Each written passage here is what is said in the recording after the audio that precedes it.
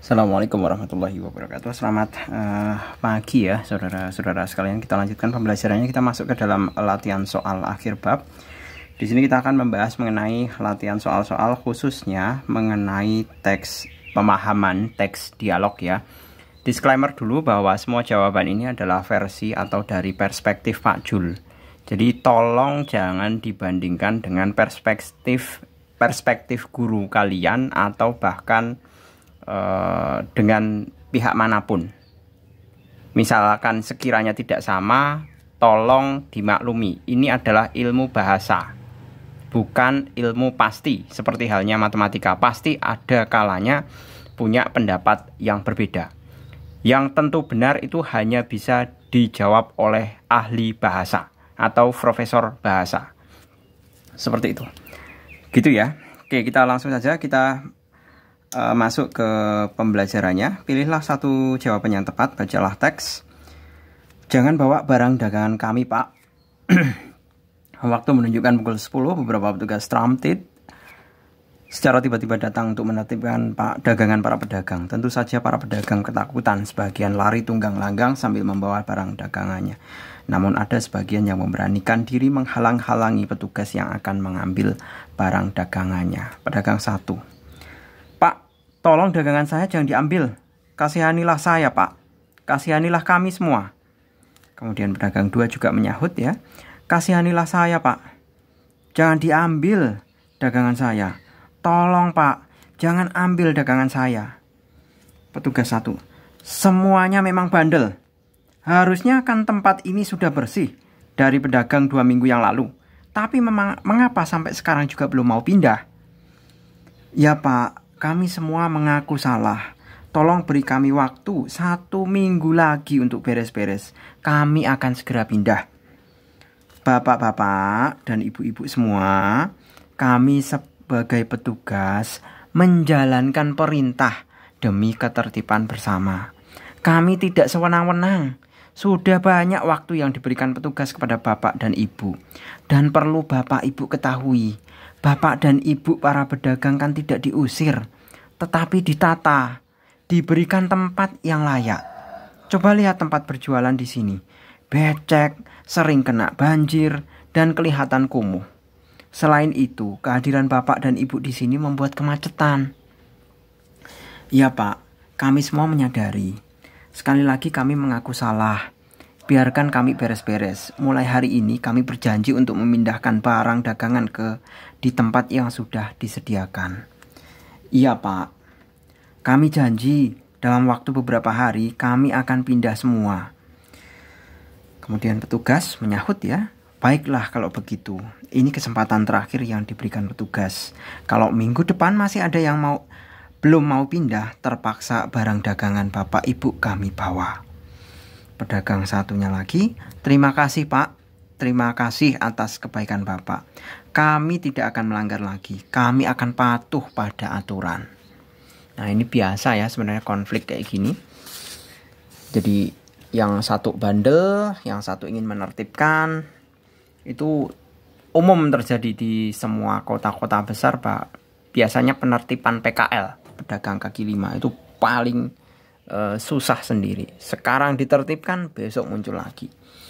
Oke, kita masuk ke pertanyaannya. Yang pertama adalah teks. Yang pertama yaitu tema teks drama tersebut adalah dekadensi, penurunan moral bukan ya, tempat berdagang bukan, kemarahan petugas bukan, kebaikan petugas juga bukan.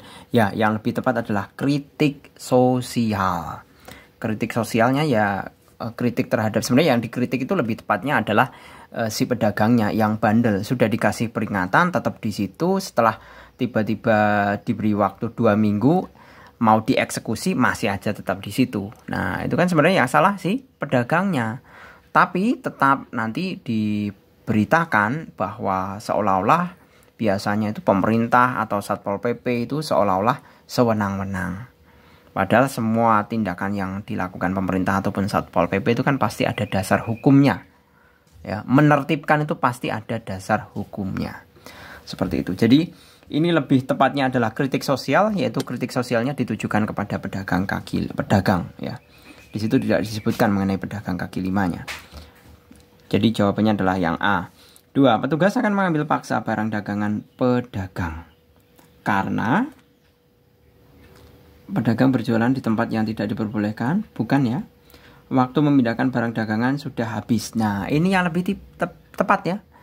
Sebenarnya sudah dikasih waktu untuk pindah, tetapi ngeyel tidak mau pindah ya. Berarti jawabannya adalah waktu memindahkan barang dagangan sudah habis. Jadi jawabannya adalah yang B. Kemudian 3, suasana yang tergambar pada cerita tersebut adalah mencekam, menakutkan, menyeramkan, sepi, tegang. Ini ya kalau dilihat dari konteks ya, itu suasananya adalah tegang.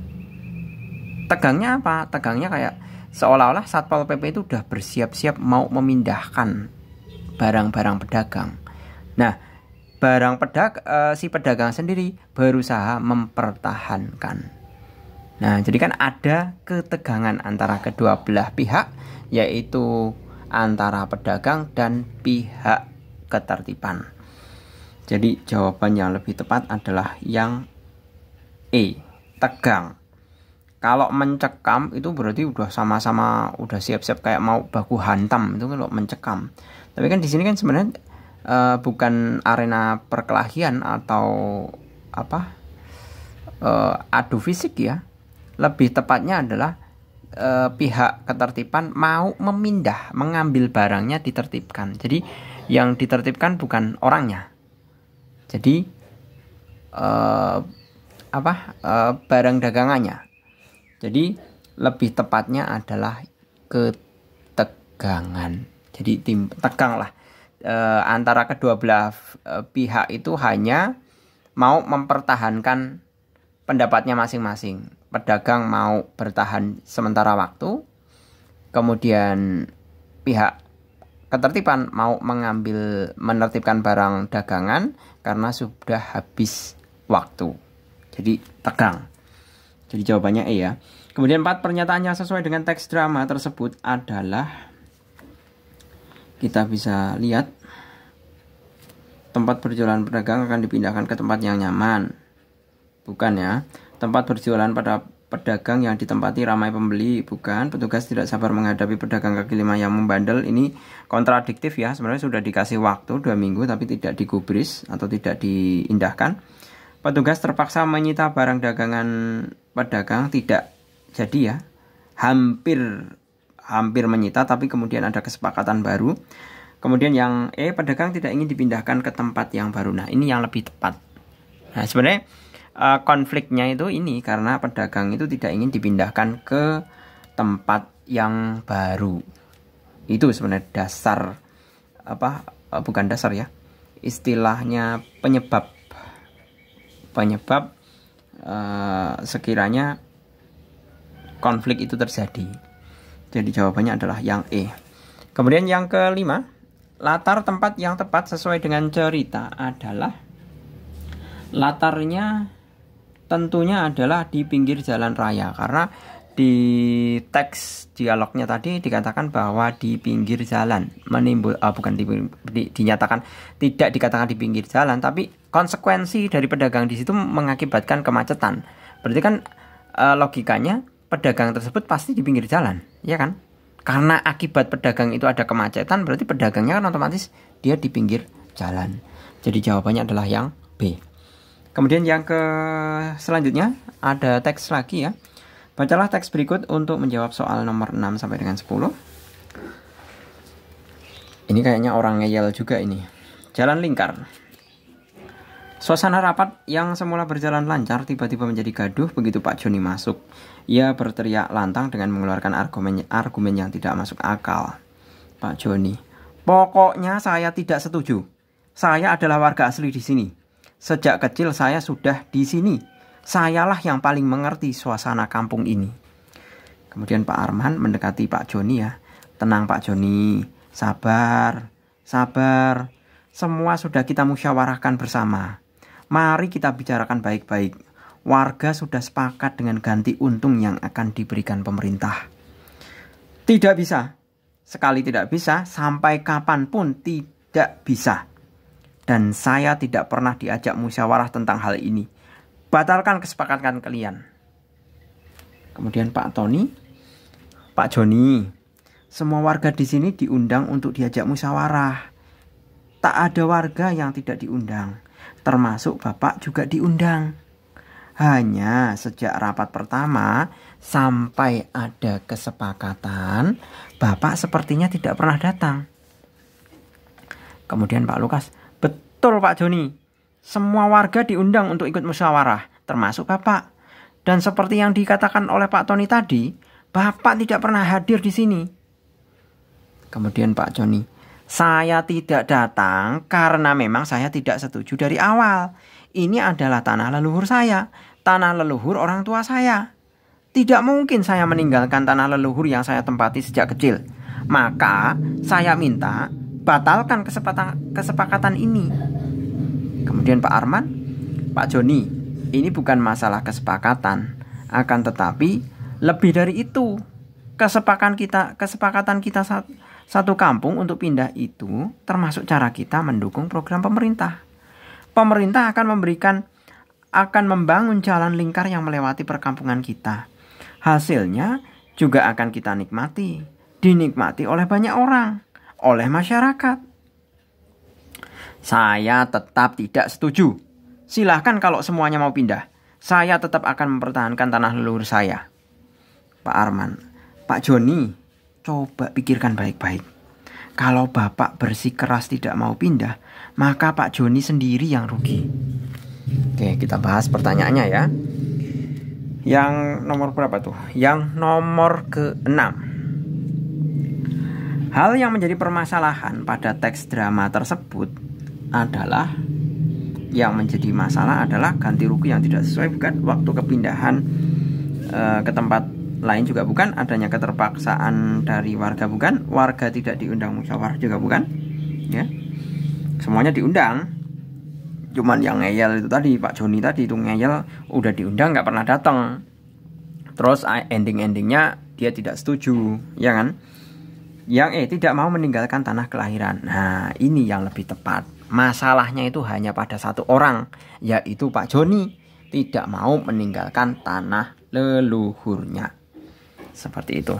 Kemudian yang nomor ke-7, watak Pak Joni yang tidak sesuai dengan teks drama tersebut adalah jelas dia adalah keras kepala. Jadi satu kampung yang keras kepala itu cuma Pak Joni. Itu umum ya, terjadi ya. Biasanya di setiap kampung itu pasti ada orang atau warga yang sekiranya keras kepala. Seperti itu. Jadi jawabannya adalah yang A. 8. Warga akan dipindah ke tempat lain karena tempat tinggal warga akan dibangun jalan tol untuk kepentingan umum. Bukan ya. Bukan jalan tol sebenarnya, tapi jalan lingkar. Tempat tinggal warga yang ditempati sekarang sudah tidak layak lagi, bukan? Pemerintah akan membangun jalan lingkar melewati perkampungan warga. Nah, ini yang lebih tepat, yaitu yang C. Kemudian nomor ke-9. Nomor ke-9 ya. Untuk menunjukkan nilai moral dalam teks drama tersebut, presentator dapat menyampaikan argumen di depan kelas dengan kalimat,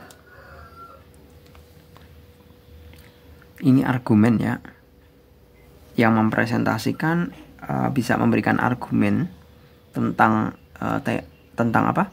Tentang isi di dalam dialog ini. Kira-kira sebenarnya pendapatnya seperti apa gitu. Seharusnya Arman tidak perlu menenangkan Pak Joni karena ia sangat keras kepala. Ini bisa jadi ya, udah dinasihati banyak orang, tapi masih tetap dinasihati lagi. Tapi sebenarnya itu kan wajar saja ya. Kemudian yang B, sebagai masyarakat seharusnya Pak Joni berpikir terlebih dahulu dengan kepala dingin, karena jika mengambil keputusan yang salah, ia akan merugi. Nilai moralnya ini baik ya, ini yang B ini. Sebagai masyarakat seharusnya Pak Joni berpikir terlebih dahulu. Jadi nilai moralnya itu kan sebenarnya dari beberapa orang tadi ya, Pak Arman, kemudian Pak Tony, kemudian Pak Lukas, itu kan sebenarnya berusaha memberikan pengertian kepada Pak Joni. Jadi nilai moralnya dari nilai moral dari dialog ini adalah 3 orang tersebut berusaha memberikan pengertian kepada Pak Joni mengenai dampak misalkan dia tidak mengikuti kesepakatan yang sudah ada. Coba kita cross check untuk yang C, D, dan E. Pak Joni benar, sikap tegasnya patut dijadikan contoh oleh masyarakat lain agar tidak mudah untuk disepelekan. Ini jelas bukan ya? C itu jelas bukan. Yang D, seharusnya Pak Tony dan Pak Lukas tidak perlu menasihati Pak Joni karena Pak Joni tetap berpendirian pada prinsipnya. Ini juga sama ya dengan A. Kemudian pemerintah seharusnya tidak perlu menunggu kesepakatan dari para warga. Ini juga tidak mungkin. Tidak mungkin jawaban. Jadi yang lebih tepat adalah yang B, nilai moralnya. Jadi sebagai masyarakat seharusnya Pak Joni itu berpikir terlebih dahulu dengan kepala dingin karena jika mengambil keputusan yang salah ia akan merugi. Jadi yang jawaban yang tepat adalah yang B. Nah, kasus yang pernah terjadi di sini ya, kalau di Indonesia saya tidak tahu ya. Tapi kalau di YouTube itu pernah memberikan ilustrasi kalau di jalan tol di Cina ya, ada seorang warga yang tidak mau dipindahkan, itu memang benar-benar ada. Dan di sana hak kepemilikan pribadi itu sangat dihormati sekali. Jadi tidak sewenang-wenang di Cina itu. Tapi ya itu nanti endingnya si warga itu sendiri yang akhirnya merugi. Jadi bisa kan kalian bisa searching aja di YouTube ya. Misalkan ini jalan tol. Ada seorang warga, ada salah satu tanah warga di sini. Tanah di sini, tanah. Nah, dia tidak mau dipindah. Nah, ya sudah, jalannya di sini. Dia dilewati jalan tol. Jadi rumah dia itu tepat di tengah-tengah jalan tol gitu loh. Coba bayangkan, siapa yang rugi seperti ini? Bukankah dia sendiri yang rugi? Seperti itu. Kalau di Cina itu ada, di Tiongkok ya, itu ada kasusnya. Karena kalau di Tiongkok itu yang namanya hak kepemilikan pribadi itu sangat dihormati oleh negara. Seperti itu. Jadi kalau benar-benar tidak mau ya sudah tidak mau, tidak dieksekusi. Tapi ya itu konsekuensinya negara mencari jalan alternatif lain. Ya sudah dilingkari saja. Jadi kan dia yang rugi sendiri. Seperti itu. Itu ya. Jadi seperti inilah biasanya konflik-konflik antara individu atau pribadi atau warga terhadap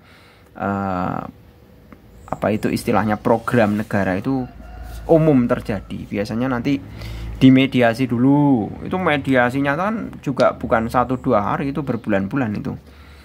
Apalagi yang kena gusur tol, misalkan makam yang kena gusur tol juga ada. Nah itu biasanya kalau tidak cocok ya biasanya nanti konflik. Seperti itu. Oke, kita masuk ke yang nomor terakhir ya. Yang nomor terakhir, peristiwa yang akan terjadi seandainya seluruh warga bersikap seperti tokoh Pak Joni adalah, wah bisa kita bayangkan ya, seluruh misalkan satu kampung ngeyel semua, itu dampaknya jelas program pemerintah menjadi terhambat pelaksanaannya. Seperti itu. Oke gitu ya, saya rasa cukup, semoga bermanfaat. Kita lanjutkan pada video selanjutnya pada lain kesempatan. Terima kasih, selamat pagi. Assalamualaikum warahmatullahi wabarakatuh.